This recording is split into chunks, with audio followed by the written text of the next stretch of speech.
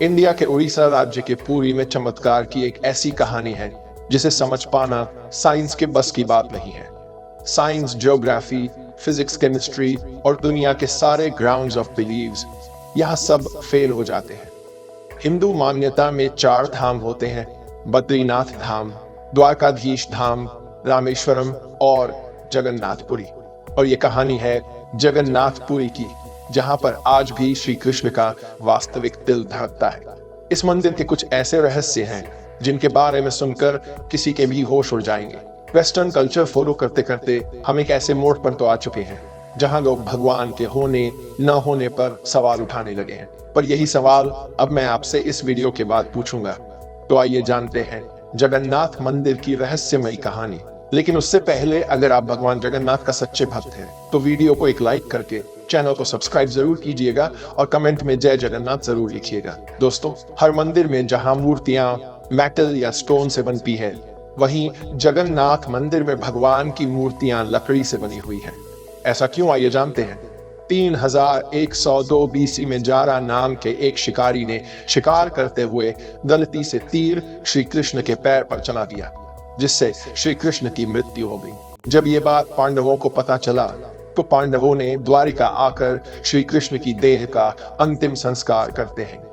उस अग्नि में शरीर तो जल जाता है, परंतु भगवान श्री कृष्ण का हृदय नहीं जल पाता है।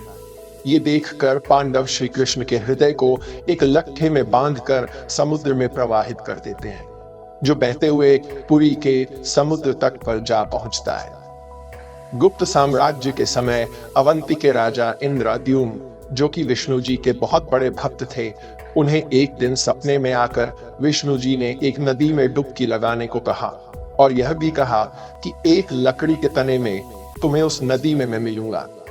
इस सपने को देखकर अगले ही दिन राजा डुबकी लगाने चले गए। डुबकी लगाते वक्त राजा को नदी में थोड़ी ही दूर एक लकड़ी का तना दिखा। बिना देर किए राजा तने तक पहुंचे और उस तने को महल में ले आए। फिर राजा ने कुछ बहुत नामिक काश्तकारों को बुलाया, पर उनमें से कोई भी उस लकड़ी से एक मूर्ति नहीं बना पाया। कई दिन बीत जाने के बाद एक काश्तकार महल में आया और उसने राजा से कहा कि ये मूर्ति मैं बनाऊंगा, पर मेरी एक शर्त है। राजा ने काश्तकार से उसकी शर्त पूछा। क्योंकि राजा किसी भी शर्त को मानने के लिए तैयार थे, तो काश्तकार ने कहा कि ये मूर्ति बनाने के लिए मुझे पूरे 21 दिन का समय चाहिए और मैं चाहता हूँ कि 21 दिन से पहले न तो कोई मुझसे बात करे, न मिले और न ही मेरे किसी भी काम में विलंब डाले। राजा ने खुशी खुशी ये शर्त मंजूर कर ली। मूर्ति बनाने का काम शुरू हुआ। रोज मूर्ति बनने की आवाजें भी आती थी और धीरे धीरे वो आवाजें बंद हो गई। अवंती की रानी को लगा कि शायद भूख प्यास से काश्तकार मर चुका है, इसीलिए उन्होंने जहां मूर्ति का काम चल रहा था उस कमरे के दरवाजे को खुलवाने की जिद की और राजा को उनकी बात माननी पड़ी। जैसे ही दरवाजा खुला तो उन्होंने यह देखा कि वहां कोई काश्तकार था ही नहीं। सिर्फ और सिर्फ 3 मूर्तियां थीं: भगवान जगन्नाथ, उनके भाई बलभद्र और उनकी बहन सुभद्रा।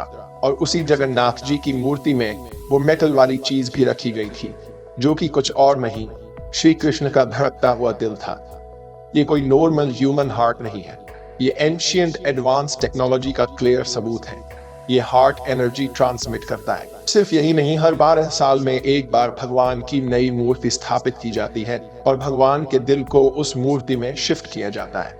ये इसलिए किया जाता है क्योंकि जो energy transmitting device, if we talk scientifically, उस मूर्ति में होता है, वो इतनी एनर्जी ट्रांसमिट करता है और इसीलिए उसे बदलने की जरूरत होती है।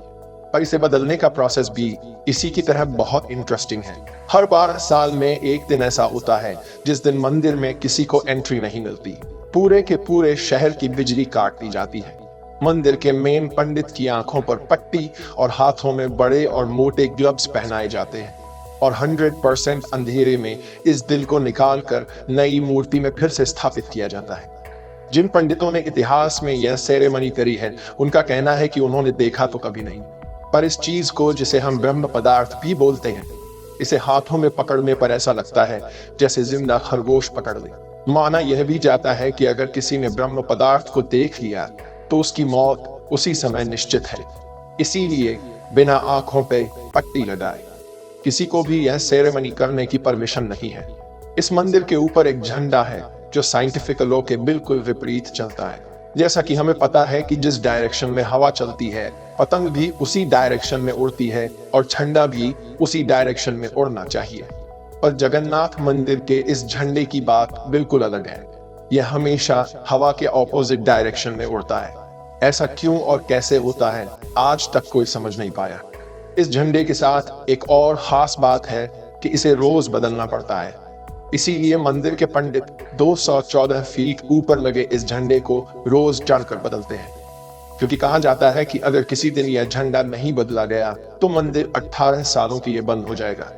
मंदिर में आए भक्तों के बीच रोज प्रसाद बांटा जाता है, उनके लिए वो प्रसाद बनाया जाता है। और जगन्नाथ मंदिर में होने वाली हर चीज में कहीं ना कहीं भगवान की कोई ना कोई लीला छुपी है। मंदिर में रोज 500 लोगों के लिए प्रसाद बनता है और कभी कभी भक्तों की संख्या हजारों में भी चली जाती है। पर जगन्नाथ मंदिर में भक्तों के लिए प्रसाद कभी कम नहीं पड़ा।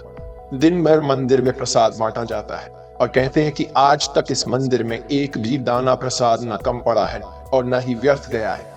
पर ऐसा एस्टिमेशन इंसानों के लिए करना तो बहुत ही मुश्किल है, और ये बात यही खत्म नहीं होती। प्रसाद बांटने की मिस्ट्री तो है ही, उससे बड़ी मिस्ट्री है प्रसाद बनाने की। लकड़ी की आग पर 7 मिट्टी के बर्तनों को एक के ऊपर एक रखकर प्रसाद बनाया जाता है। साइंस और लॉजिक्स कहते हैं कि सबसे पहले सबसे नीचे वाले बर्तन का प्रसाद पकना चाहिए, पर पुरी के जगन्नाथ मंदिर में साइंस और लॉजिक्स नहीं चलते। इन 7 बर्तनों में सबसे पहले सबसे ऊपर रखे जाने वाले बर्तन का प्रसाद पकता है, फिर उससे नीचे वाले बर्तन का, और ऐसे ही सबसे नीचे रखे बर्तन का प्रसाद सबसे आखिरी में पककर तैयार होता है। हाँ, मुझे पता है आपको भी अभी कुछ नहीं समझ आ रहा होगा। इसे आज तक कोई नहीं समझ पाया। इस मंदिर की खूबसूरती शब्दों में नहीं बताई जा सकती। इतना बड़ा मंदिर इतने सालों पहले बिना किसी टेक्नोलॉजी के कैसे बनाया होगा? पर क्या आपको पता है 214 फीट के इस मंदिर की डोम की परछाई आज तक कभी बनी ही नहीं। आखिर क्यों जगन्नाथपुरी मंदिर के डोम्स की शैडो बनती ही नहीं है? और हमारे फेवरेट साइंस इस बात का भी लॉजिक नहीं ढूंढ पाए। जैसा कि हमें पता है कि कुछ buildings, architectures and areas no fly zones होते हैं, मतलब वहां ड्रोन्स, एरोप्लेन या कोई भी मैन मेड फ्लाइंग ऑब्जेक्ट पहुंचाने की या उड़ाने की परमिशन नहीं है। पर पक्षियों को तो हम नहीं रोक सकते, उन्हें समझाना तो बहुत मुश्किल है। पर अगर हम जगन्नाथ टेम्पल की बात करें तो वहां पर ऐसा कुछ है जो शायद पक्षियों को पता है और हमें नहीं, क्योंकि इस मंदिर के ऊपर कोई भी ड्रोन, कोई भी एयरप्लेन या कोई भी पक्षी कभी उड़ता ही नहीं। आपने देखा होगा मंदिर के डोम्स पे या बड़ी बड़ी बिल्डिंग पे पक्षी को बैठे हुए, लेकिन कभी जगन्नाथपुरी जाएंगे तो देखिएगा आप कभी भी किसी भी पक्षी को जगन्नाथ टेम्पल की छत पर या उसके डोम्स पे बैठा हुआ नहीं देखेंगे। कंफ्यूज करने वाली बात तो ये है कि कैसे एक बेजुबान पक्षी ये जानता है कि इस मंदिर के ऊपर से उड़कर नहीं जाना है सुदर्शन चक्र। ये नाम तो आपने सुना ही होगा। सुदर्शन चक्र भगवान विष्णु का अस्त्र है। ये अधर्म का विनाश करता है। जगन्नाथ मंदिर के टॉप पर एक सुदर्शन चक्र है और उसे आप जिस भी डायरेक्शन से देखोगे उसकी फेसिंग आप ही की तरह होगी। भगवान जगन्नाथ, जिनके नाम का मतलब ही जगत के नाथ है, इनके मंदिर में लाखों श्रद्धालु अपनी आस्था और प्यार भगवान के लिए लेकर आते हैं। पर इस मंदिर में सिर्फ हिंदुओं को दर्शन करने की अनुमति है। किसी भी और धर्म के इंसान को दर्शन बाहर से ही करवाए जाते हैं और दर्शन करवा कर भेज दिया जाता है। जैसे कि हमारी ex prime minister Indira Gandhi ji, वो भी जगन्नाथपुरी गई थी दर्शन करने, पर क्योंकि वो फारसी है और हिंदू नहीं और उन्हें उनका सरनेम फिरोज गांधी से मिला है, इसीलिए इंदिरा गांधी को भी दर्शन करने की अनुमति नहीं दी गई। सिर्फ यही नहीं, 2005 में थाईलैंड की प्रिंसेस महाचक्री सिंधन को भी जगन्नाथ पुरी टेम्पल में एंट्री नहीं दी गई थी, क्योंकि यहाँ फॉरेनर्स अलाउड नहीं है। उनके लिए अरेंजमेंट की गई थी और दर्शन बाहर से ही करवाए गए। 12वीं सदी से बने हुए इस मंदिर को स्विट्जरलैंड की एक महिला ने 1,78,00,000 रुपए का चढ़ावा भी चढ़ाया। ये मंदिर में चढ़ाया गया अभी तक का सबसे बड़ा चढ़ावा है। पर फिर भी क्योंकि वो हिंदू नहीं है, इसीलिए दर्शन उन्हें भी बाहर से ही करने पड़े। हमारे ही धर्म की इतनी सारी बातें हैं जिसके बारे में हमें कुछ पता ही नहीं। हम आंखें बंद करके किसी भी कल्चर को, किसी भी ट्रेंड को फॉलो करते जा रहे हैं। हम भूल गए हैं कि हम एक ऐसे धर्म से जुड़े हैं जिसने दुनिया में संस्कृति, सभ्यता, परंपरा और संस्कार को हमेशा जिंदा रखा है। ये सनातन धर्म है और अब हमें धर्म को बचाना है। हर साल पुरी में जगन्नाथ जी की रथ यात्रा भी निकलती है। ये 9 दिन का त्योहार होता है जिसमें भगवान श्री जगन्नाथ, देवी सुभद्रा और भगवान बलभद्र को गर्भगृह से निकालकर रथ पर बैठाकर यात्रा करवाई जाती है। माना जाता है कि यह यात्रा इसलिए निकलती है क्योंकि भगवान 9 दिनों में प्रजा के बीच आकर प्रजा के सुख दुख को खुद देखते हैं। और इस यात्रा में लाखों करोड़ों भक्तों की भीड़ हर साल इस यात्रा का हिस्सा बनती है। जगन्नाथपुरी मंदिर की मिस्ट्रीज यही खत्म नहीं होती। और भी बहुत सारी कहानियां हैं जो हम नहीं जानते, जैसे कि हर साल भगवान 15 दिन के लिए बीमार पड़ते हैं और भक्तों के लिए मंदिर में दर्शन बंद कर दिए जाते हैं। पर बहुत कम लोग जानते हैं कि ऐसा क्यों होता है। हम आशा करते हैं कि आपको यह वीडियो पसंद आया होगा। ये वीडियो देखने के बाद आपको क्या लगा कि भगवान सच में होते हैं? कमेंट में जरूर बताएं।